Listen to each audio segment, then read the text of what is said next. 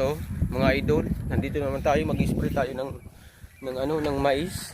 Ako na lang kasi nag-aalaga ng natin, yung maisan ba. Anong talagang sitwasyon guys? At saka guys, malayo pa yung kinukunan ng tubig oh. Dito sa kabila. Dito sa kabila kabayan.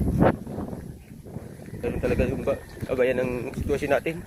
Kasi dito natin papahugutin si Papa kasi galing sa ospital yun eh. Ayan, nandito lang tayo, kabayan. Diyos na lang ang bahala sa atin, kabayan, mga idol. Guys, pagkagaling sa trabaho, dito naman tayo guys oh. Ano tayo ng tubig?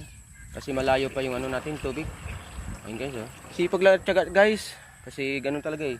Ako na lang kasi nag-aalaga ng ng maisan ba. Tinutulungan ko na lang si Papa. Si Father. Ayan guys. Ayun guys oh. Woo! Mag-i-spray tayo ng mais ba. Ayan mga idol. Op. Mga idol. Wag. Ayan mga idol, nandito naman tayo kasi open natin yan.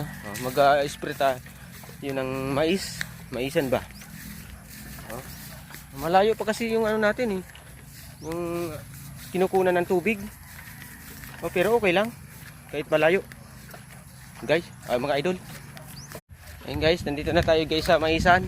Ayan i-spray tayo mga guys Ayan mga malaki-laki na. Ayan guys. Ito yung sprayer guys oh.